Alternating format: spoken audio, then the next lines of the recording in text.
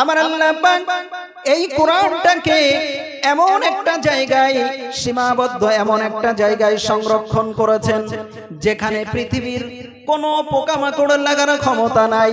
এমন একটা জায়গায় আল্লাহ পাক এই কোরআনকে সংরক্ষণ করেছেন, পৃথিবীর কোনো নোনা হাওয়া যে ওই কোরআনটাকে নষ্ট করতে পারবে না। পৃথিবীর কোনো দূষিত বায়ু যে, কোনো পোকামাকড় যে, কোনো ইঁদুর যে, কোনো সারপোকা যে, কোনো তেলাপোকা যে কেউ নষ্ট করতে পারবে না।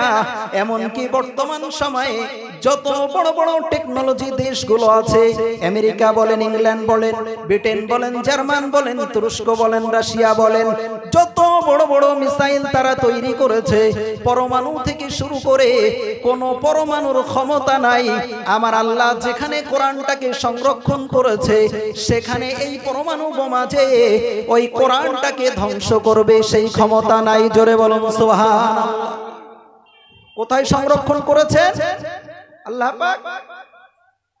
আল্লাহ পাক বলছেন, বাল হুয়া কুরআনুম মাজিদুন ফি লাওহিম মাহফুজ।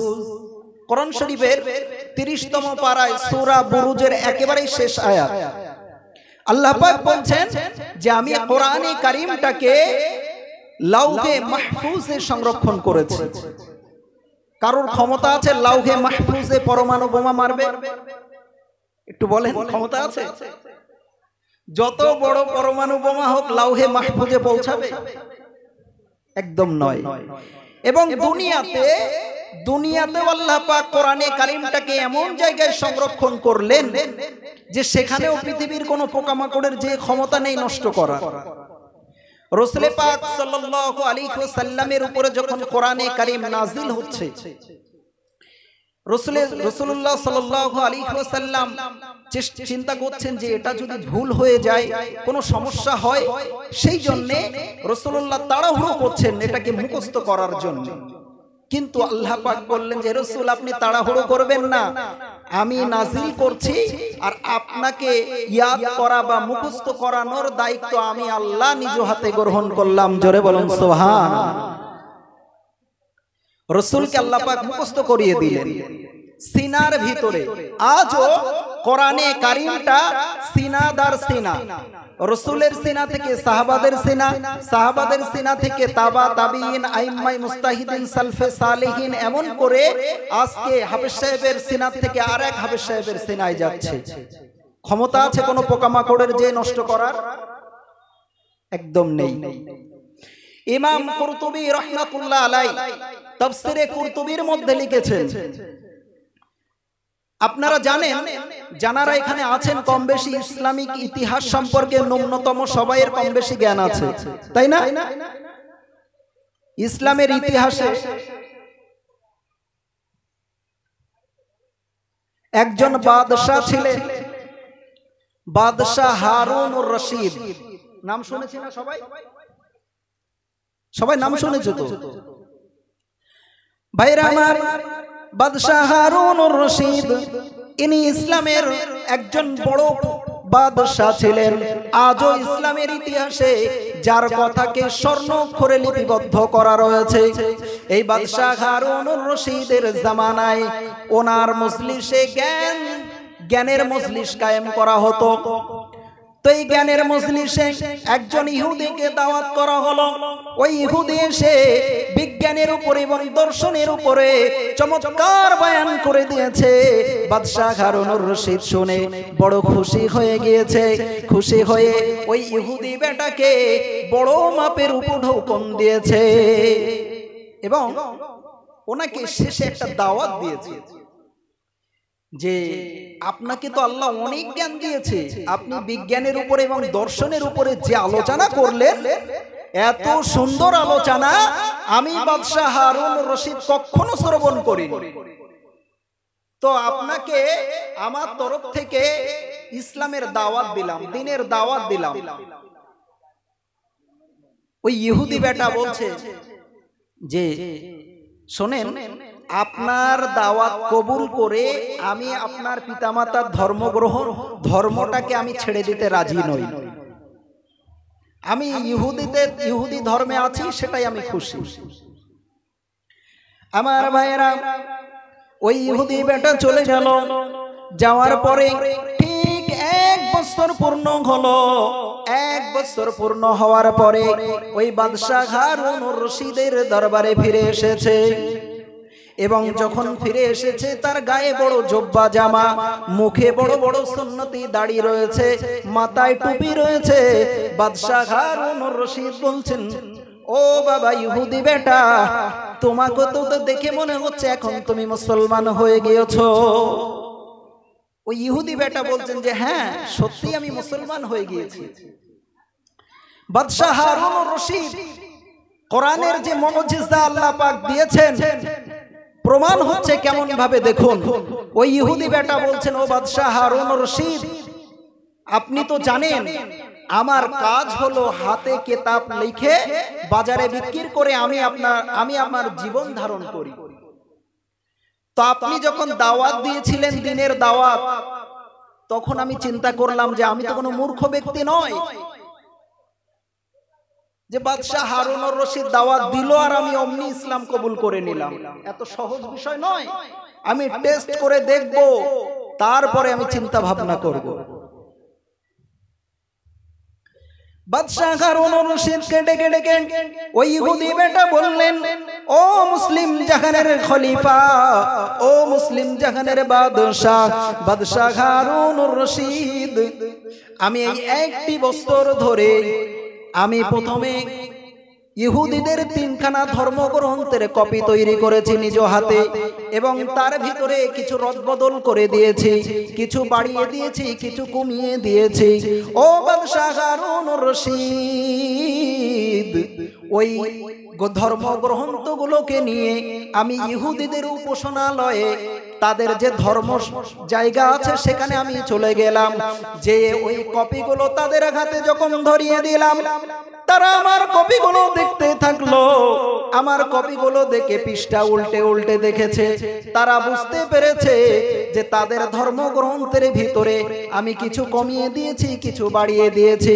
ও বাদশাহ হারুনুর রশিদ, আমার হাতের লেখা এত ভালো ছিল, আমার হ্যান্ডরাইটিং এত ভালো ছিল, ওই ইহুদিরা আমার সেই কপিগুলোকে তারা বুঝতে পারার পরেও যে এতে কিছু রদবদল করা হয়েছে, তারা বুঝতে পারার পরেও আমার সেই কপিগুলো অনেক উচ্চ মূল্য দিয়ে কিনে নিয়েছে। তারপরে আমি চিন্তা করলাম, এবার আমি 3টে বাইবেল লিপিবদ্ধ করব। আমি নিজ হাতে বাইবেলের 3টি কপি তৈরি করলাম। ও বাদশাহ হারুনুর রশিদ, ওই 3টি কপি তৈরি করার পরেতে আমি যখন গির্জায় চলে গেলাম, খ্রিস্টানদের গির্জায় চলে গেলাম, যাওয়ার পরে সেখানে যখন কপিগুলো ওই খ্রিস্টানদের হাতে দিয়ে দিলাম, খ্রিস্টানরা সেই পৃষ্ঠা তুলে তুলে তুলে তুলে দেখতে থাকে। খ্রিস্টানরা বুঝতে পেরেছে যে এই কপির ভিতরে অনেক রদবদল করা হয়েছে, কিছু কমিয়ে দেওয়া হয়েছে, কিছু বাড়িয়ে দেওয়া হয়েছে। তারপরেও সেই খ্রিস্টানেরা আমার সেই কপিগুলোকে, বাইবেলের সেই কপিগুলোকে তারা অনেক উচ্চ মূল্য দিয়ে কিনে নিয়েছে। এবার আমি চিন্তা করলাম, না না না, এবার আমি চিন্তা করলাম, এবার আমি 3টি কোরআনের কপি তৈরি করব। যদি কোরআনের কপিগুলো, কোরআনের কপি তৈরি করেছে আর ওই কপির ভিতরে কিছু কমিয়ে দিয়েছে, কিছু বাড়িয়ে দিয়েছে। কারণ যেমন ইহুদিদের ধর্মগ্রন্থের ভিতরে কিছু বাড়িয়ে দিয়েছিল, কিছু কমিয়ে দিয়েছিল, খ্রিস্টানদের ধর্মগ্রন্থের মধ্যেও কিছু বাড়িয়ে দিয়েছে, কিছু কমিয়ে দিয়েছে, ঠিক সেই রকমই কোরআনের ভিতরেও কিছু কমিয়েছে, কিছু বাড়িয়ে দিয়েছে। তো ইহুদি বেটা এবার চলে গিয়েছে মুসলিম মহল্লাগুলোয়। যাওয়ার পরে যে ওই কোরআনের কপিগুলো তাদের হাতে তুলে দিয়েছে। তো মুসলমানরা কোরআনের কপিগুলো উল্টে উল্টে দেখছে। দেখার পরে যেই দেখেছে একটা জায়গায় যে একটু উল্টো পাল্টা আছে, সঙ্গে সঙ্গে কপিটা তার হাতে ফিরিয়ে দিয়েছে। একটা কপিও বিক্রি করতে পারেনি। সেবার অনেক মহল্লায় ঘোরাঘুরি শুরু করেছে কোরআনের কপিগুলো বিক্রি করার জন্য। কিন্তু আল্লাহ পাক যে কোরআনের এত অলৌকিক মুজিজা রেখেছেন, কোরআনের যে মিরাক্কেল, এটা কিভাবে প্রমাণিত হলো দেখুন। আল্লাহ পাক রব্বুল আলামিন কোরআনকে এমন ভাবে সংরক্ষণ করেছেন যে একটা কপিও সে বিক্রি করতে পারেনি। তখন সেই ইহুদি বেটা চিন্তা করলো যে না, এই পৃথিবীতে যদি কোনো ধর্মগ্রন্থ সঠিক জায়গায় দাঁড়িয়ে থাকে, যার একটা অক্ষর কম বেশি করে কোনো মুসলমানকে আমি দিতে পারলাম না, তাহলে এটাই হলো সঠিক ধর্মগ্রন্থ। সুতরাং আমি যে ইহুদি ধর্মে আছি, আমার এই ধর্মটা সঠিক জায়গায় দাঁড়িয়ে নেই, আমি আজ থেকে মুসলমান হয়ে গেলাম, ইসলামের সুশীতল ছায়াতলে চলে এলাম। জোরে বলুন সুবহানাল্লাহ। আমার ভাইরা, আল্লাহ পাক রব্বুল আলামিনের কোরআনের সূরা হিজরের 9 নম্বর আয়াতে আল্লাহ পাক জানিয়েলেন, নাহনু নাযালনা যিকরা ওয়া ইন্না লাহু লাহাফিজুন। বান্দারে শুনে রাখো, আমি আল্লাহ পাক শুধুমাত্র কোরআন দিয়ে ক্ষান্ত হইনি, বরং আমি কোরআনটাকে সংরক্ষণের ব্যবস্থাও করে দিয়েছি। জোরে বলেন সুবহান। ভাইরা আমার, শুধু তাই নয়, কোরআনের এমন অলৌকিক মুজিজা যেটা মানে বেধর্মীদের সামনে শ্রবণ করলে, তেলাওয়াত করলে বেধর্মীদের চোখ থেকে পানি বেরিয়ে যায়। তারা বুঝতে পারে না কোরআনের মানে, তারপরেও তাদের চোখ থেকে পানি বেরিয়ে যায়। রাসূল পাক সাল্লাল্লাহু আলাইহি ওয়াসাল্লাম যখন মক্কা নগরীতে কোরআনে কারিমের দাওয়াত দিতেছেন, সেই সময়ে তদনীন্তন সময়ের আবু জেহেল, উতবা, সাইবা, মুগীরা, আবু সুফিয়ান এরা ছিল লিডার, বেধর্মীদের লিডার, কাফেরদের লিডার। তারা চিন্তা করছে যে কোরআনে কারিমের এত সুন্দর শৈলী, এত সুন্দর কবিতা, যে এত সুন্দরভাবে সাজানো গোছানো, কত সুন্দর, যে এটা মুহাম্মদ কিভাবে আমাদের সামনে বলে। কারণ তিনি তো ইনলিটারেট, তিনি তো কোনো আক্ষরিক জ্ঞান তানার ছিল না। তিনি কোনো ইউনিভার্সিটিতে, কোনো কলেজে, কোনো বিশ্ববিদ্যালয়ে, কোনো মাদ্রাসায় পড়াশোনা করেননি, কিভাবে আমাদের সামনে এগুলো বলেন? তারা একটা চিন্তা করলো যে কোরআন মুহাম্মদ কি করে বলে, এটা আমাদের আবিষ্কার করতে হবে। আমার ভাইয়েরা, আবু জেহেল, আবু লাহাব, উতবা, সাইবা, মুগীরা, আবু সুফিয়ান এরা সবাই মিলে চিন্তা করেছে মুহাম্মদ কি করে আমাদের সামনে কোরআনটাকে এমন করে বলে। সে কোনো কবির কাছ থেকে সেটা ট্রেনিং নেই নাকি, আমাদের আবিষ্কার করতে হবে। এমন করে গভীর রাত্রিতে আবু জেহেল চলে গেল রাসূলুল্লাহর দরবারে। রাসূলুল্লাহর ঘরের পিছনে যে আবু জেহেল লুকিয়ে দাঁড়িয়ে আছে, আবু সুফিয়ান চিন্তা করলো মুহাম্মদ কি করে আমাদের সামনে এমন করে কোরআনগুলো বলে, আমাদের আবিষ্কার করতে হবে। আবু সুফিয়ান লুকিয়ে চলে গেল রাসূলের ঘরের পিছনে, উতবা চলে গেল রাসূলের ঘরের পিছনে, সাইবা চলে গেল রাসূলের ঘরের পিছনে। এরা যে 4 জন চলে গিয়েছে, একে অপরে জানে না, সবাই সবার অজান্তে চলে গিয়েছে। কেউ জানে না যে আবু জেহেল যে এসেছে, উতবা জানে না, উতবা যে এসেছে আবু সুফিয়ান জানে না, আবু সুফিয়ান যে এসেছে সাইবা তা জানে না, সবাই সবার অজান্তে চলে গিয়েছে। যাওয়ার পরে সারা রাত ধরে রাসূল পাক সাল্লাল্লাহু আলাইহি ওয়াসাল্লামের মুখে কোরআনে কারীম তেলাওয়াত করছেন, কোরআনে কারীম শ্রবণ করছেন। এবার বুঝুন, একে তো আল্লাহর বাণী, আর তেলাওয়াত করছেন তিনি, জানার উপরে এটা অবতীর্ণ হয়েছে।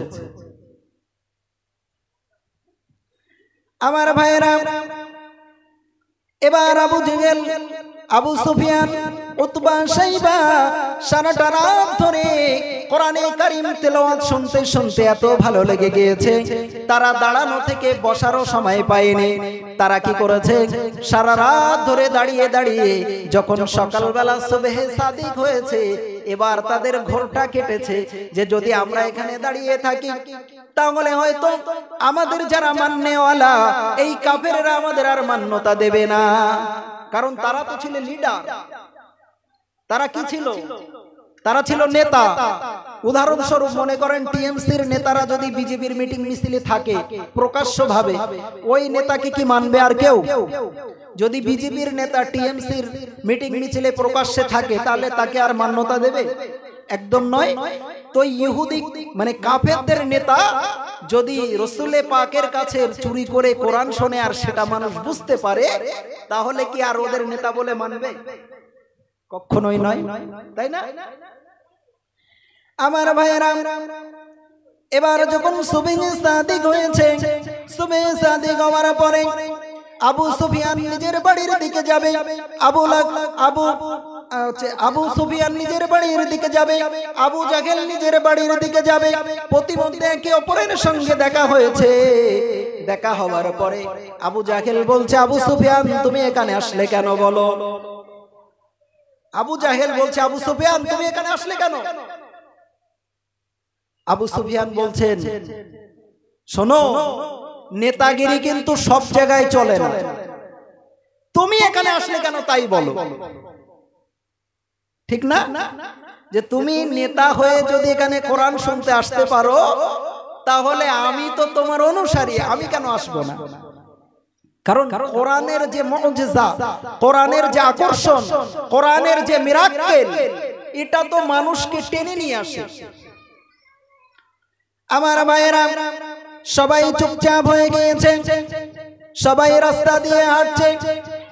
আবু সুফিয়ান বলছে, শোনো আবু জাহেল, লা তুজা গবল দবলের কসম করে বলি, লা তুজা গবল দবলের কসম করে বলি, সারা রাত ধরে মুহাম্মাদের মুখে আল্লাহর কোরআন শুনলাম, যে কোরআনে কারীম শুনলাম, আমার বিশ্বাস এটা কোনো কবির বাণী নয়। জোরে বলুন সুবহানাল্লাহ। আমার বিশ্বাস এটা কোনো ঐশী বাণী হবে। আবু জাহেল বলছে, আমারও তো তাই মনে হয়। আবু জাহেল বলছে, আমারও তো তাই মনে হয়, কিন্তু কি করব ভাই, আমরা তো নেতা মানুষ। আমরা যদি ওই আবু বকর, উসমান, আলী ওনাদের মতো আমরাও যদি পাগলামি করে বসি, আমরাও যদি পাগলামি করে বসি, তাহলে কি হবে বলো? আমাদের বাপদাদার ধর্ম তো নষ্ট হয়ে যাবে। আমার ভাইয়েরা, আবু সুফিয়ান বলছে, শোনো, আমি বুঝতে পেরেছি তোমাদের কোরআন শোনার পাগলামিতে ধরেছে, সুতরাং তোমরা আমার হাতে হাত দিয়া তওবা করো আর বলো, আগামীতে আমরা এখানে কখনো কোরআন শ্রবণ করতে আসবো না। কিন্তু ইচ্ছার বিরুদ্ধে কি করবে? নেতাকে খুশি করতে হয়। তাই আবু সুফিয়ান, উতবা, সাইবা আবু জাহেলের হাতে হাত দিয়ে তওবা পড়েছে। কোরআনের যে কি মুজিজা এবার লক্ষ্য করুন। যখন পরের দিন সন্ধ্যা ঘনিয়ে আসলো, সন্ধ্যার পরে আবু সুফিয়ান ভাবছেন যে গতকালকে তো আবু জাহেল নিজে হাতে তওবা করিয়েছে, তাহলে আবু জাহেল আর কখনো এখানে কোরআন শুনতে আসবে না। উতবা, সাইবা, মুগীরা এরা আবু জাহেলের হাতে হাত দিয়ে তওবা করেছে, সুতরাং ওরা তো আর কখনো কোরআন শ্রবণ করতে আসবে না। আজকে আমি একা মজা করে কোরআনে কারীম তেলাওয়াত শুনবো। আবু সুফিয়ান, আবু জাহেল, উতবা ভাবছে আবু জাহেলের হাতে সবাই তওবা করেছে, সুতরাং আজকে কেউ আসবে না, আমি একা মজা করে রাসূলের মুখে কোরআনে কারীম মজা করে শ্রবণ করব। এদিকে আবু জাহেল ভাবছে যে আমার নেতৃত্বের প্রভাব, আমার নেতৃত্বের প্রভাব এত প্রতিপত্তি যে আমার হাতে তওবা করার পরে তারা যে আজও মুহাম্মাদের কাছে কোরআন শ্রবণ করতে যাবে, এই সক্ষমতা আরবের বুকে কারোর ক্ষমতা নাই, সুতরাং কেউ যাবে না। আজকে আমি একা মজা করে রাসূলের কাছে কোরআনে কারীম তেলাওয়াত শ্রবণ করব। ভাইরা আমার, সবাই সবার অজান্তে আবার রাসূলের ঘরের চার কোণায় এসে দাঁড়িয়ে গেছে। আহা, আসবেই তো, এটা কোরআনের আকর্ষণ, এটা কোরআনের মুজিজা। সবাই রাসূলের ঘরের চার কোণায় এসে দাঁড়িয়ে গেছে। সারা রাত ধরে রাসূলের মুখে কোরআনে কারীম তেলাওয়াত, সারা রাত ধরে রাসূলের মুখে কোরআনে কারীম তেলাওয়াত শ্রবণ করতে করতে আজও তারা দাঁড়ানো থেকে বসার সময় পায় নাই। এবার তারা যখন সুবহে সাদিক হওয়ার পূর্বে চিন্তা করলো, আমরা তো গতকালকে সবাই তওবা করেছি, সুতরাং আজ আমরা চুরি করে তাড়াতাড়ি যে যার বাড়ি চলে যাব। আবু জেহেল নিজের বাড়ির দিকে দৌড় দিয়েছে, আবু সুফিয়ান অন্ধকারের ভিতর দিয়ে এমন ভাবে যে আবু জাহেলের গায়ে অ্যাক্সিডেন্ট করে দিয়েছে। আবু জাহেল তো ভয়ে চমকে উঠেছে। আবু জাহেল বলছে, কে অন্ধকারের ভিতরে, কে? আবু সুফিয়ান বলছেন, আমি। তুমি কে? যে আমি তো আবু জাহেল। আবু জাহেল বলছে, কি ব্যাপার, আজও তুমি কোরআন শ্রবণ করতে এসেছো? কালকে না আমার হাতে তওবা করে বলেছো এখানে আর কখনো কোরআন শ্রবণ করতে আসবে না? সুতরাং আমি বুঝতে পেরেছি তোমাদের কোরআন শোনার পাগলামিতে ধরেছে। এইভাবে আল্লাহর কোরআনকে ঠেকানো যাবে না, সুতরাং আমাদের আইন করে বন্ধ করতে হবে। সুতরাং আমাদের আইন করে বন্ধ করতে হবে। কি আইন তারা করেছে? আল্লাহ পাক সেটা কোরআনে কারিমের ভিতরে কোট করে দিয়েছেন। আল্লাহ পাক কোরআনে কারিমের ভিতরে কোট করে দিয়েছেন, ওয়াকালাল্লাযীনা কাফারু লা তাসমাউ লিহাযাল কুরআনি ওয়ালগাউ ফীহি লাআল্লাকুম তাগলিবুন। এইভাবে আমরা কোরআনে কারীমকে কখনো আটকাতে পারবো না। আমাদের যদি কোরআনে কারীমকে আটকাতে হয় তাহলে আমাদের আইন করে বন্ধ করতে হবে। সেই আইনটা আল্লাহ পাক কোরআনের ভিতরে লিখেছেন, ওয়াকালাল্লাযীনা কাফারু লা তাসমাউ লিহাযাল কুরআন। যেখানে কোরআনে কারীম তেলাওয়াত হবে তোমরা শ্রবণ করতে যেও না, বরং সেখানে তোমরা এমন হইচই শুরু করো, হট্টগোল শুরু করো যেন অন্য মানুষও কোরআনে কারীমের তেলাওয়াত না শ্রবণ করতে পারে। এবং তোমরা যদি এটা করতে পারো লাআল্লাকুম তাগলিবুন, তাহলে তোমরাই হবে সফলকাম। আমার ভাইরা, কোরআনের যে অলৌকিক মুজিজা আছে, কোরআনের এই অলৌকিক মুজিজা সব সময় আল্লাহ পাক প্রমাণ করেছেন। বলে দেব, তুই বলে দাও, মাইক আছে, আমি বলি কি মাইক বন্ধ করে দেব। আসসালামু আলাইকুম। বিশেষ ঘোষণা, আলহামদুলিল্লাহ, প্রবীণ বক্তা, আমরা ছোটবেলা থেকে জানার নাম শুনে আসছি, জনাব আলহাজ মাওলানা দ্বীন ইসলাম সাহেব হুজুর এসেছেন। আপনারা চলে আসুন। প্রবীণ বক্তা জনাব আলহাজ মাওলানা দ্বীন ইসলাম বৈদ্য সাহেব হুজুর এসেছেন। আপনারা যারা দোকানে বাজারে বাড়িতে আছেন, পাক মহান মিলাদুন নবী জলসা এসে বসুন, এই ছেলে সব এসে বসুন, আপনারা চলে আসুন। প্রবীণ বক্তা মাওলানা দ্বীন ইসলাম সাহেব হুজুর এসেছে, আপনারা চলে আসুন। সবাই একটু দরুদ পড়ি, আল্লাহুম্মা সাল্লি আলা সাইয়্যিদিনা মাওলানা মুহাম্মদ ওয়া আলা আলি সাইয়্যিদিনা মাওলানা মুহাম্মদ। আমার ভাইরা, যে কথা বলছিলাম, কাফেরেরা বলেছে যে যেখানে কোরআনে কারীম তেলাওয়াত হবে সেখানে হট্টগোল করো, হইচই করো, যাতে করে কোরআনে কারীমের কোরআনে।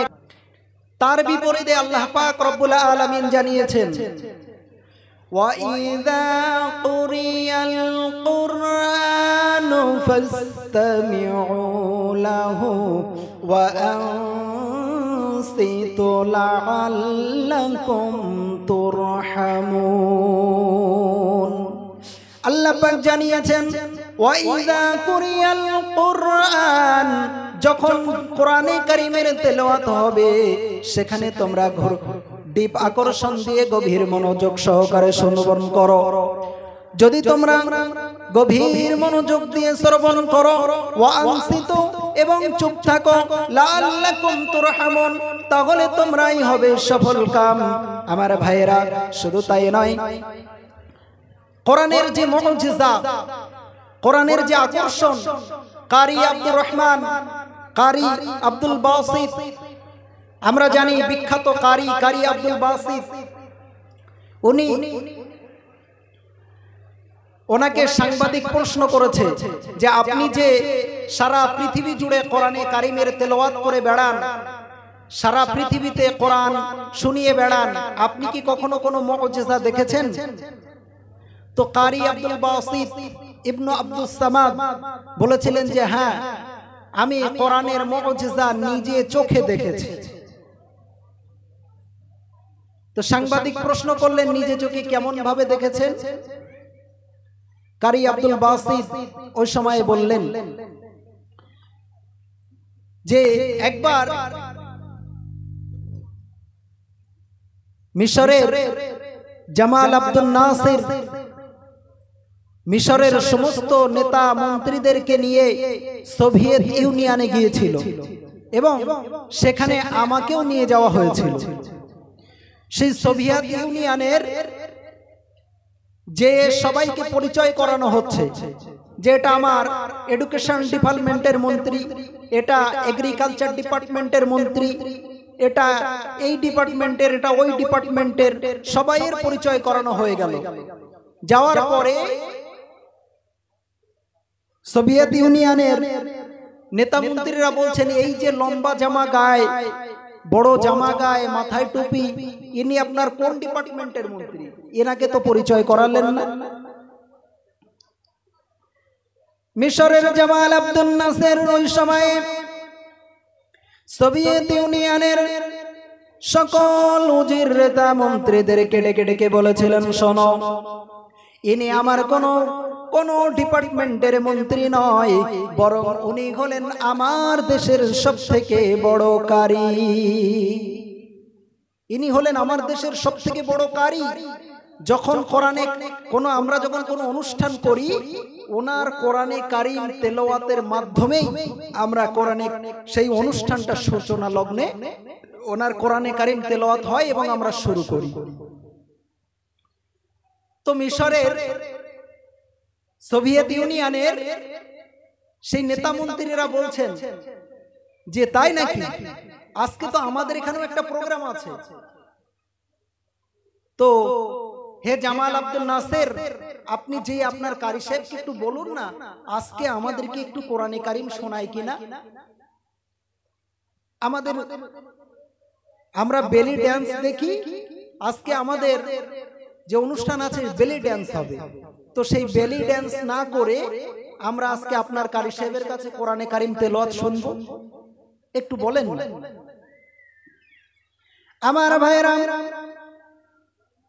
ওই মিশরের জামাল আব্দুল নাসির ওই সময়ে কারি আব্দুল বাসিত ইবনে আব্দুস সামাদের কাছে যে বললেন, শোনো কারি সাহেব, এই সোভিয়েত ইউনিয়নের এরা আজকে বলতে চাইছে তাদের বেলি ড্যান্স না করে তারা তোমার মুখে আল্লাহর কোরআন শ্রবণ করবে, তুমি কি রাজি আছো? কারি সাহেব বললেন, হ্যাঁ অবশ্যই, তারা যদি কোরআনে কারিম শুনতে চায় আমি কেন শোনাবো না। কারি আব্দুল বাসিত রাহিমাহুল্লাহ তিনি আল্লাহর কাছে দোয়া করলেন, ওগো আল্লাহ, তুমি আমার গলায় যত সুর, যত ঝংকার দিয়েছো এবং তোমার কোরআনের যে মুজিজা, তোমার কোরআনের যে মিরাক্কেল, তোমার কোরআনের যে অলৌকিক মুজিজা আছে। ও আল্লাহ, আজকে তুমি এই সোভিয়েত ইউনিয়নে এই বেধর্মীদের সামনে তুমি আজকে সেটাকে দেখিয়ে দিও। এই বলে যেখানে ড্যান্স হবে সেই স্টেজে কারি সাহেবকে বসানো হলো। কারি সাহেব বসলেন এবং তারা শর্ত দিয়েছে যে আমরা কোরআন শুনবো বটে, কিন্তু আমাদের হাতে মদের গ্লাস থাকবে। কারণ আমরা মদ খাই আর বেলি ড্যান্স দেখি, তো বেলি ড্যান্সের জায়গায় আজকে আমরা মদ খাবো এবং কোরআনে কারিম শুনবো।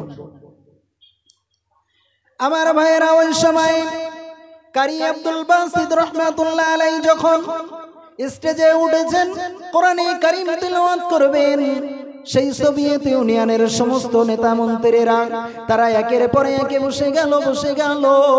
বসে যে সবার হাতে মদের গ্লাস নিয়ে সবাই বসে গিয়েছে। আর কারি সাহেব বলেছেন, শোনো, আমি তোমাদের কোরআনে কারিম শোনাবো, কিন্তু শর্ত আছে, মদ আগে পান করলে হবে না। আমার কোরআন শুরু হওয়ার পরে তারপরে তোমরা মদ পান করতে পারো, কিন্তু আগে না। তো সবাই হাতে মদের গ্লাস নিয়েছে, নিয়ে বসেছে যে কোরআনে কারিম তেলাওয়াত হবে আর আমরা কোরআন শুনবো আর মদ পান করব। কোরআনের কি মুজিজা! কারি আব্দুল বাসিত যেই না পড়লেন, আউযু বিল্লাহি মিনাশ শাইতানির রাজীম, বিসমিল্লাহির রাহমানির রাহিম। ইহুদিরা মানে সোভিয়েত ইউনিয়নের এটা শোনার পরে সব চুপচাপ। কারি সাহেব এবার তেলাওয়াত শুরু করে দিলেন।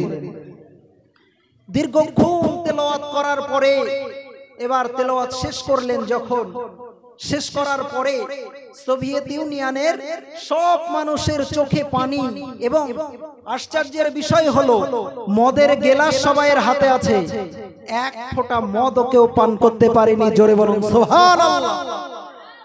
আমার ভাইয়েরা, কোরআনের মুজিজা দেখুন, কোরআনের যে মিরাক্কেল, কোরআনের যে অলৌকিক।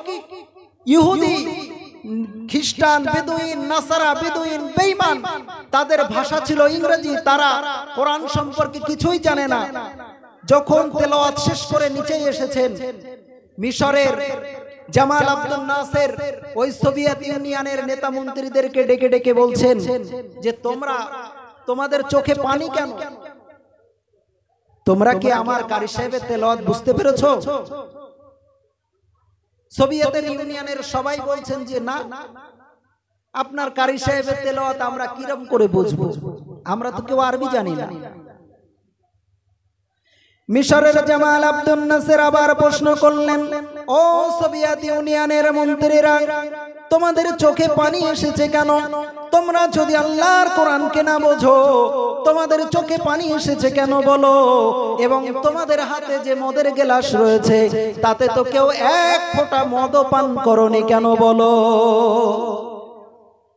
সোভিয়েত ইউনিয়নের মন্ত্রীরা বলছে, ওই কেন কথার উত্তর আমাদের কাছে নেই।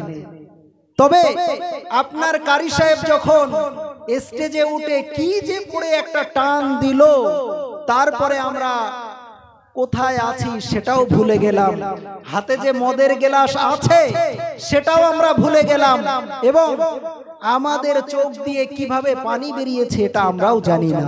জোরে বলো সুবহানাল্লাহ। আমার ভাইরা, তো সোভিয়েত ইউনিয়নের নেতা মন্ত্রীরা বলছে যে আমরা জীবনে এরকম তেলাওয়াত কখনো শ্রবণ করিনি, আমাদের মনে অনেক কষ্ট, এই জন্য আমরা বেলি ড্যান্স দেখি আর মদ পান করি। কিছুক্ষণের জন্য হলেও ওই কষ্ট থেকে আমরা দূরে থাকতে চাই। কিন্তু আপনার কারি সাহেব কি যে একটা তেলাওয়াত করেছে, আমাদের হৃদয়গুলো শান্তি হয়ে গেছে, পরিপূর্ণ হয়ে গিয়েছে, এবং আমাদের চোখ থেকে এই যে পানিটা বেরিয়েছে এটা খুশির পানি। জোরে বলি সুবহানাল্লাহ। আমার ভাইরা, এই কোরআনকে রিচার্জ করার জন্য, কোরআনকে রিচার্জ করে বর্তমান পৃথিবীর যত টেকনোলজি দেশ আছে, আজকে আমরা কোরআনের যেখানে মজলিস হয় সেখানে আমরা বসি না, কোরআনের মজলিসে সময় দিই না, কোরআনের মজলিস থেকে আমরা দূরে সরে থাকি। আল্লাহ পাক রব্বুল আলামিন পরিষ্কার জানিয়েছেন, ওয়াইদা কুরিয়াল কুরআন ওয়াইদা কুরিয়াল কুরআন ফাসতামিউ লাহু ওয়া আনসিতু লাআল্লাকুম তুরহামুন। যদি যেখানে কোরআনে কারীম তেলাওয়াত হবে সেটা তোমরা গভীর মনোযোগ দিয়ে শোনো, ওয়া আনসিতু এবং চুপ থাকো, লাআল্লাকুম তুরহামুন, তবেই তোমরা সফলতা অর্জন করবে, কামিয়াব হবে। জোরে বলি সুবহানাল্লাহ। আমার ভাইরা, কোরআনের মজলিস থেকে আমরা যদি দূরে থাকি তাহলে কি সফল হতে পারবো? বলেন, একদম নয়। এই কোরআনটাকে রিসার্চ করতে যে আমেরিকার একজন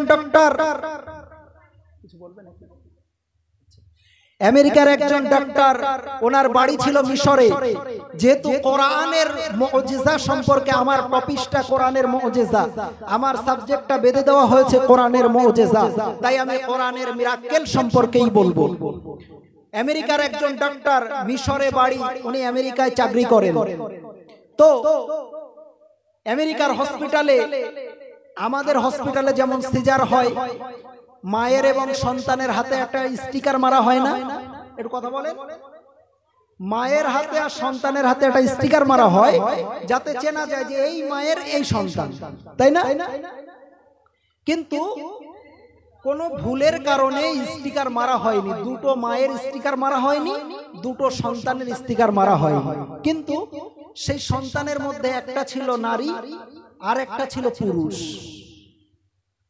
তো ডাক্তাররা কনফিউজ হয়ে গিয়েছে যে এই মেয়ে সন্তানটা কোন মায়ের আর ছেলে সন্তানটা কোন মায়ের, কি করে বুঝবে? আমার ভাইয়েরা, আমেরিকার মতো জায়গায় বর্তমান সময়ে যারা টেকনোলজিতে অত্যন্ত উন্নত, যারা আজকে পৃথিবীর দাদা হিসাবে গণ্য, তাদের মতো ডাক্তারেরা তারা চিন্তা করতে বসেছে, তাদের একটা ডাক্তারের বোর্ড বসেছে। ওই ডাক্তারের বোর্ড বসে তারা নির্ণয় করতে পারছে না যে কোন এই মেয়ে সন্তানটা কোন মায়ের আর ছেলে সন্তানটা কোন মায়ের। তো ডাক্তাররা সব ফেল হওয়ার পরে এবার বলছেন যে ওই যে মিশরের একজন মুসলিম ডাক্তার আছেন আমাদের, উনি তো আমাদের সামনে বলে যে কোরআনের এমন মুজিজা, এমন অলৌকিক, কোরআনের ভিতরে পৃথিবীর সমস্ত সমস্যার সমাধান রয়েছে। তো চলো আমরা ওই মুসলমান ডাক্তারটাকে ধরি, উনি দেখি এই সমস্যা কোরআন থেকে দিতে পারে। তো প্রত্যেক হসপিটালে, বড় বড় যে সমস্ত মেডিকেল হসপিটাল আছে, সেখানে সার্জন থাকে না? ডাক্তার সার্জন থাকে। তো সার্জন বলছেন যে ভাই মুসলমান ডাক্তার, আপনি তো বলেন যে কোরআনের সমস্ত বিষয়ের সমস্যার সমাধান আছে এবং আপনার কোরআন একটা মিরাক্কেল, একটা অলৌকিক কিতাব, তো ওই কিতাব থেকে আপনি এই সমস্যার সমাধান করুন। যদি আপনি সমস্যার সমাধান করতে পারেন তাহলে আমি সার্জন হিসাবে কথা দিলাম, আমি আপনার হাতে হাত দিয়ে ইসলাম ধর্ম কবুল করে ইসলামের সুশীতল ছায়াতলে আশ্রয় গ্রহণ করব। আপনি বলেন এর সমাধান দিতে পারবেন? আপনারা কেউ জানেন এর সমাধান? আপনারা জানেন? হ্যাঁ, এর সমাধান আল্লাহর কোরআন দিয়েছে। এর সমাধান আল্লাহ পাকের কোরআন দিয়েছে। সূরা নিসার 11তম আয়াত, সূরা নিসার 11তম আয়াতে আল্লাহ পাকের সমাধান দিয়েছে। তো এই মুসলমান ডাক্তার এবার বলছেন যে হ্যাঁ ইনশাআল্লাহ আমি এই সমাধান দেব ওবি কোরআন থেকে, তবে শর্ত হচ্ছে আমাকে একটু সময় দিতে হবে। ডাক্তার বলছে অবশ্যই, এই আমরা এত বড় ডাক্তার, আমেরিকার মতো জায়গায় আমরা সমাধান পেলাম না, আপনি সময় নিয়ে সমাধান দিন। আমার ভাইয়েরা, ওই সময় ওই মুসলিম ডাক্তারটা চলে গেল তার দেশে, সুদূর আমেরিকা থেকে মিশরে পাড়ি দিয়েছে। মিশরে পাড়ি দিয়ে আপনারা জানেন কিনা, মিশরের ইসলামিক ইউনিভার্সিটি জামে আজহার নামে একটা মাদ্রাসা আছে, সারা পৃথিবীর ভিতরে সবথেকে বড় মাদ্রাসা জামে আজহার। এই জামে আজহারে চলে গেলেন।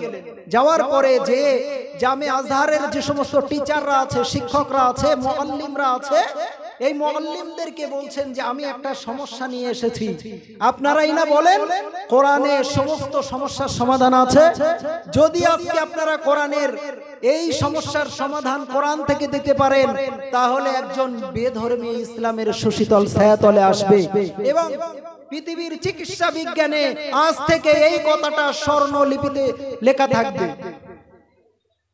তো বললেন আপনি আপনার সমস্যার কথা বলুন, আপনার প্রবলেমটা বলুন, আমরা চেষ্টা করব সমাধান করার। ভাইরা আমার, যখন ওই মুসলমান ডাক্তারটা মিশরের জামে আল আজহারের সমস্ত শিক্ষকদেরকে ডেকে ডেকে বললেন, শোনো, আমি আমেরিকার যে হসপিটালে চাকরি করি, ওই হসপিটালে দুটো বাচ্চা হয়েছে, যে দুটো বাচ্চার আমরা শনাক্ত করতে পারছি না এই মেয়ে বাচ্চাটা কোন মায়ের দেব আর ছেলে বাচ্চাটা কোন মায়ের দেব। তো সচরাচর এই হুজুরেরা তো খুব একটা চিকিৎসা বিজ্ঞান জানে না, তাই না? ওই টিচাররা বললেন, শোনো ডাক্তার বাবু, আমরা তো চিকিৎসা বিজ্ঞান খুব একটা জানি না, তবে আমরা কোরআন থেকে একটা সমাধান আপনার দিচ্ছি, আপনি এটার থেকে চেষ্টা করুন বার করে নেওয়ার। কোরআন থেকে সূরা নিসার 11তম আয়াত বললেন, ইউসিকুমুল্লাহু ফি আওলাদিকুম। ও ডাক্তার বাবু শোনো, আমরা যে সূরা নিসা থেকে 11তম আয়াতটা যেটা তোমায় তেলাওয়াত করে শোনালাম, এই আয়াতের ভিতরে আশা করি আপনার সমস্যার সমাধান হয়ে যাবে। ডাক্তার বাবু এবার চিন্তা করলেন যে এই আয়াতের মানেটা কি, এই আয়াতের মানেটা কি, তারপরে তো আমরা বার করতে পারব। এই আয়াতের মানে হচ্ছে আজকেও আমরা যে ভাগ করি, একটা ভাই সমান দুই বোন, তাই না? একটা ছেলে বাপের ধরেন যার সম্পত্তি আছে, আমরা যে ফারায়েজের হিসাবে ভাগ করি, এক ভাই সমান দুই বোন, তাই তো আছে না? এটা কিন্তু কোরআনের আইন, মনে রাখবেন। সূরা নিসার 11তম আয়াত, সূরা নিসার 11তম আয়াত কোরআনের আইন। তো ডাক্তার চিন্তা করলেন যে আল্লাহ পাক এখানে যখন লিখলেন যে একটা ভাই সমান দুই বোন, তাহলে মায়ের দুধের ভিতরেও নিশ্চয়ই আল্লাহ কোনো তফাৎ রেখেছেন, তাই না? যে এবার ওই ডাক্তার ফিরে গেলেন আমেরিকায়, মিশর থেকে আমেরিকায় চলে আসলেন। আসার পরে বলছেন যে আমি সমাধান খুঁজে পেয়েছি, কিন্তু ওই দুটো মাকে আমার দরকার। যে দুই মায়ের সন্তান হয়েছে ওই দুই মায়ের দুধ পরীক্ষা করতে হবে। তো ডাক্তাররা বললেন ঠিক আছে পরীক্ষা করুন। দুই মায়ের দুধ পরীক্ষা করলেন, করে দেখা গেল একজন মায়ের দুধের ক্যালোরি আর একজন মায়ের দুধের দ্বিগুণ। জোরে বলুন সুবহানাল্লাহ। আল্লাহ পাক কুদরতি ভাবেও মায়ের দুধের ভিতরে পার্থক্য করে দিয়েছে। ও মুসলমানেরা শুনে রাখো, ওই মিশনের ডাক্তার যখন দেখতে পেলেন এক মায়ের দুধের ভিতরে যতটা ক্যালোরি আছে আর এক মায়ের দুধের ভিতরে ক্যালোরিটা ডবল রয়েছে, তখন ওই ডাক্তার বললেন, শোনো আমেরিকার ডাক্তারেরা, আমি বুঝতে পেরেছি এই যে ডবল ক্যালোরিওয়ালা যে মা, এই মায়ের এই পুত্র সন্তানটা হলো ওই মায়ের, আর যার দুধে হাফ ক্যালোরি আছে, অর্ধেক ক্যালোরি আছে, ওই মায়ের হলো এই কন্যা সন্তানটা হলো ওই মায়ের। জোরে বলুন সুবহান। আমেরিকার ডাক্তার এবার চিন্তা করলেন যে সত্যি আল্লাহর কোরআনের ভিতরে এত বড় চিকিৎসা বিজ্ঞান লুকিয়ে আছে। সেই ডাক্তার ওই মিশরি ডাক্তারের হাতে হাত দিয়ে কলেমা পড়ে ইসলামের সুশীতল ছায়ায় আশ্রয় গ্রহণ করে মুসলমান হয়ে গেলেন। জোরে বলুন সুবহান। ভাইরা আমার, আচ্ছা আরেকটু বলে শেষ করছি। তো কোরআনের এমন মুজিজা, আর একটা কোরআনের মুজিজা বলে আমি আমার বক্তব্য শেষ করব ইনশাআল্লাহ। 1800 খ্রিস্টাব্দে আমেরিকার বুকে একটা প্রতিযোগিতা হয়েছিল, কম্পিটিশন হয়েছিল। আপনারা হয়তো জানেন কি জানি না, হয়তো অনেকে জানেন অনেকে জানেন না। বিশ্ব সংবাদ যেগুলো আসে, ওই ইংলিশ যে সমস্ত মানে টাইমস অফ ম্যাগাজিন যেগুলো আছে সেগুলো এই খবরগুলো আসে। তো 1800 খ্রিস্টাব্দে আমেরিকার বুকে একটা কম্পিটিশন হয়েছিল, যে কম্পিটিশনটা সমস্ত ধর্মগ্রন্থের তেলাওয়াত হবে এবং সেখানে দেখা হবে যে কার তেলাওয়াতটা সবথেকে সুন্দর। তো সেখানে শ্রীমত ভগবত গীতা, বেদ, পুরাণ, বাইবেল, ত্রিপিটক, জিন্দাবিস্তা গ্রন্থ সাহেব, এমনকি আল্লাহর কোরআন সেখানে গিয়েছে। তো সিস্টেম হচ্ছে যে বিচারক আছে, বিচারকের কাছে দুটো সুইচ আছে, সেই সুইচের একটা সবুজ বটন আছে, একটা লাল বোতাম আছে, মানে একটা নীল বোতাম একটা লাল বোতাম। যখন সবুজ বোতামটা টিপে দেবে তেলাওয়াত শুরু হবে, যেই লাল বোতামটা টিপে দেবে তেলাওয়াত বন্ধ। আর এক একজনের 10 মিনিট করে সময় দেওয়া হবে, প্রত্যেকটা ধর্মগ্রন্থের জন্য 10 মিনিট করে সময় দেওয়া হবে। তো সর্বপ্রথমে ডাকা হলো শ্রীমত ভগবত গীতা, যেটা আমার হিন্দু ভাইদের ধর্মগ্রন্থ। তাদের সমাজের যে সমস্ত পণ্ডিত বর্গ ছিলেন তানারা গীতা পড়া শুরু করেছে। 10 মিনিট হয়ে যাওয়ার পরে লাল বোতাম টিপে দেওয়া হয়েছে, গীতা নেমে এসেছে।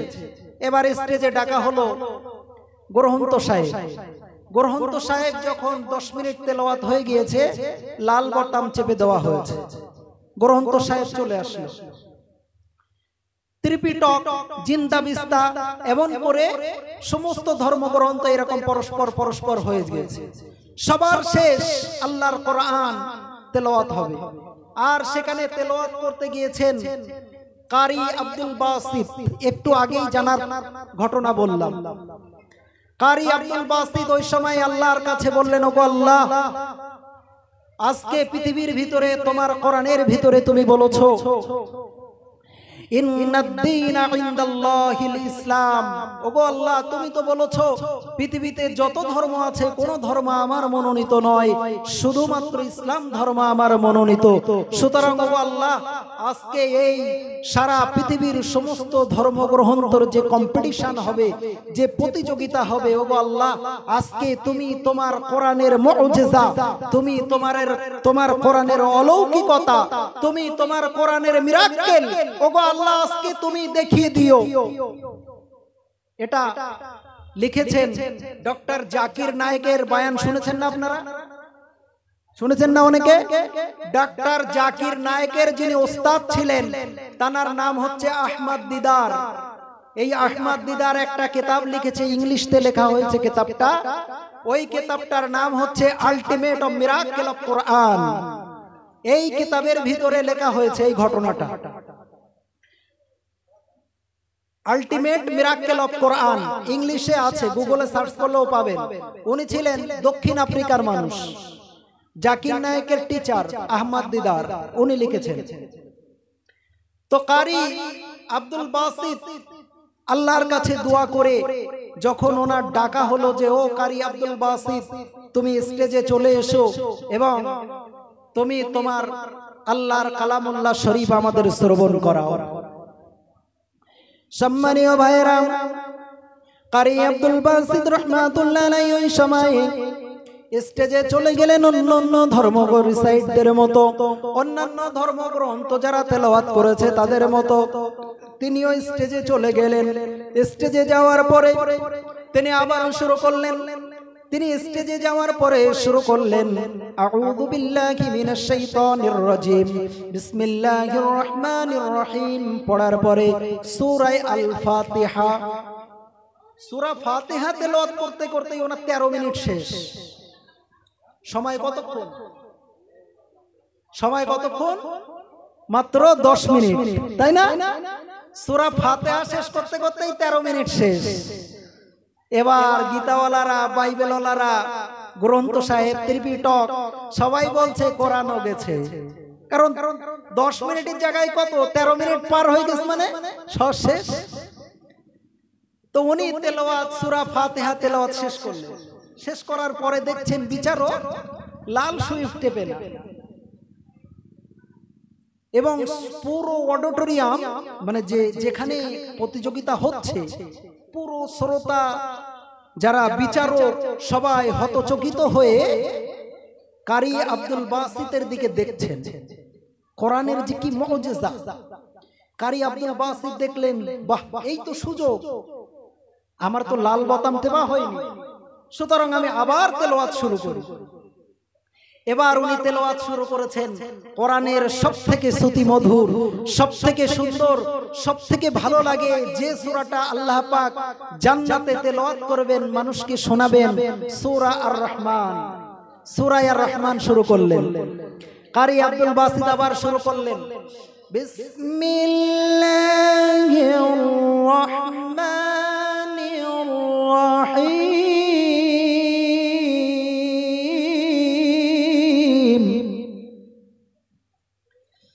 আর-রহমান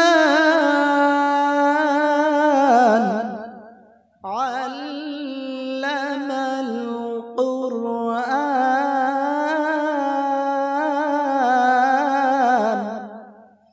খালাকাল ইনসান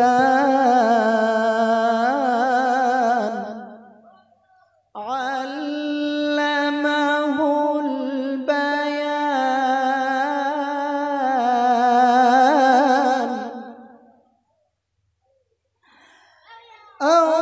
الرحمن علم القرآن خلق الإنسان علمه البيان। তো এমন করে যখন তেলাওয়াত শুরু করলেন, কোরআনে কারীম তেলাওয়াত শুরু করলেন, বিচারক যখন রেড বোতাম টেপে না, তখন যারা ম্যানেজিং কমিটি ছিল, একটা প্রতিযোগিতা চললে, আরো যেহেতু আন্তর্জাতিক লেভেলের প্রতিযোগিতা হচ্ছে, অন্য লোকেরা এসে বিচারককে ধাক্কা দিয়ে বলছে যে কি ব্যাপার, তুমি লাল সুইচ টিপছো না কেন? 10 মিনিটের জায়গায় 13 মিনিট হয়ে গেল, 14 মিনিট হয়ে গেল। তো বিচারককে যেই ঘা দিয়েছে, বিচারক সঙ্গে সঙ্গে সেই ভূত দেখা মতো, আমি কোথায়, কি কি লেট সুইচ, লাল সুইচ, নীল সুইচ, বিচারক বুঝতেই পারছে না যে কোথায় আছে। বলে যেই আবার আব্দুর রহমান কারি আব্দুল বাসিতের দিকে যেই দেখেছেন আল্লাহর কোরআনের কি মুজিজা, তারপরে উঠে দাঁড়িয়ে বলছে, ও কারি আব্দুল বাসিত, আমি বিচারক হয়ে বলছি, আজকে এই কম্পিটিশনে তোমার জন্য কোনো টাইম লিমিট নেই, তোমার যতক্ষণ ইচ্ছা হয় তুমি ততক্ষণ আল্লাহর কোরআন পড়ো। জোরে বলুন সুবহানাল্লাহ। একটু তাকবীর দিন তো, নারায়ে তাকবীর। হরিকাটির মুসলমান মরে গেল নাকি? একটু ভালো করে নারায়ে তাকবীর দিন তো। সন্ধ্যেবেলা, এখন সবে তো 9টা বাজে। নারায়ে তাকবীর, নারায়ে তাকবীর। ভাইরা আমার, বিচারক এই কথা বলার পরে আব্দুর রহমান কারি আব্দুল বাসিত যেই আবার তেলাওয়াত শুরু করেছেন, আবার দেখে অবাক, অজ্ঞান হয়ে গিয়েছে। কারি আব্দুল বাসিত চিন্তা করলেন, এই তো সুযোগ। আবার উনি তেলাওয়াত করা শুরু করে দিয়েছেন। এমন করে তেলাওয়াত করতে করতে করতে করতে পুরো 20 মিনিট ধরে, 20 মিনিট ধরে তেলাওয়াত করতে শুরু করেছেন। 20 মিনিট পরে যখন তেলাওয়াত শেষ করে নেমে এসেছেন, 20 মিনিট পরে উনি নিজের ইচ্ছায় তেলাওয়াত শেষ করে নিচেই নেমে এসেছেন। নিচে নেমে আসার পরে ওই যে বিচারকটা ছিল, বিচারকের নামে তিনখানা মামলা হয়েছে।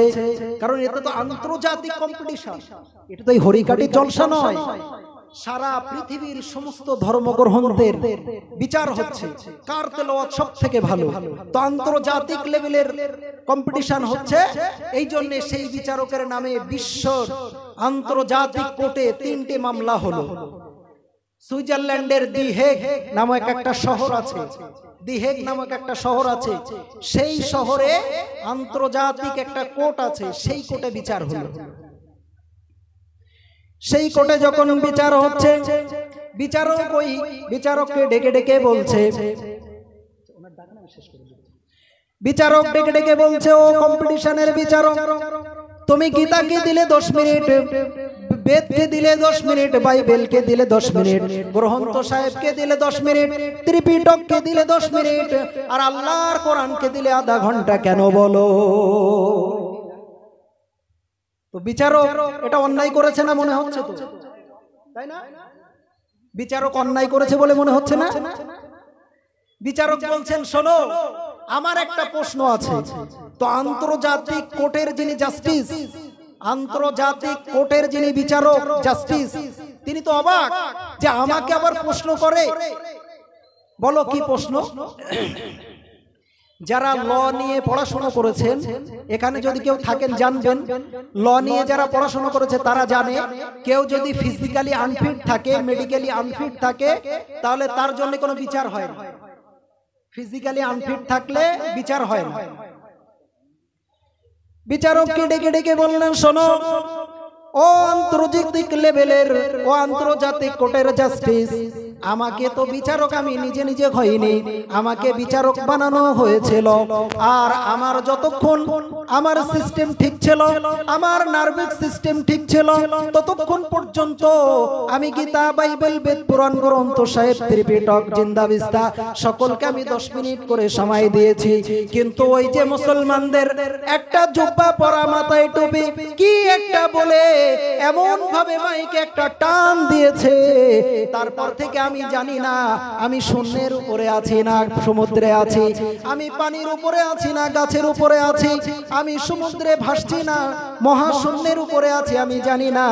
তো আপনিই বলুন, যদি আমার নার্ভাস সিস্টেম ঠিক না থাকে আমি কেমন করে লাল সুইচটা টিপে দেব? জোরে বলুন সুবহানাল্লাহ। এটা কোরআনের মুজিজা। কোরআনের পক্ষে থাকার জন্য ওই আন্তর্জাতিক কোর্টেও আমার আল্লাহ ওই বিচারককে কেমন ভাবে হেফাজত করলেন চিন্তা করুন। ওই বিচারক বললেন যে যদি নার্ভাস সিস্টেম ঠিক না থাকে তাহলে তার জন্য কোনো বিচার হয় না, সুতরাং তুমি বিকুসুল খালাস। জোরে বলুন সুবহানাল্লাহ। এই বলে সেই বিচারককে বলে দিলেন তুমি বেকসুল খালাস। এটা ছিল কোরআনের মুজিজা। তো সম্মানীয় ভাইয়েরা আমার, আজকে আমার টপিক দেওয়া হয়েছিল যে কোরআনের মিরাক্কেল উপরে, কোরআনের মিরাক্কেলের উপরে যে সাবজেক্টটা দেওয়া হয়েছিল, আমার সংক্ষিপ্ত সময়ে যতদূর সম্ভব হয়েছে বলেছি। কোরআনের মিরাক্কেল সম্পর্কে বলতে গেলে বহু সময় দরকার, কারণ এখনো গাণিতিক বিষয় কিছু বলা হয়নি, অনেক মিরাক্কেল আছে। তো আল্লাহ পাক আবার যদি কখনো সময় সুযোগ করেন ইনশাআল্লাহ বলবো। আপনারা সকলে আমার জন্য দোয়া করবেন, আমি আপনাদের জন্য দোয়া করব। আমার বলার ভিতরে যদি কোনো রকমের ভুল ভ্রান্তি ত্রুটি গলতি হয়ে যায় সবাই ক্ষমার নজরে দেখবেন। এবং আমার বাবু এসেছেন আমার আব্বার থেকেও অনেক সিনিয়র, আর পাশে বসে কথা বলাটা অত্যন্ত বেয়াদবি। আমি হাফেজ সাহেবের কাছ থেকে একটুখানি সময় চেয়ে নিয়েছিলাম, যেহেতু শেষ পর্যন্ত না বললে আপনারা বুঝতে পারবেন না।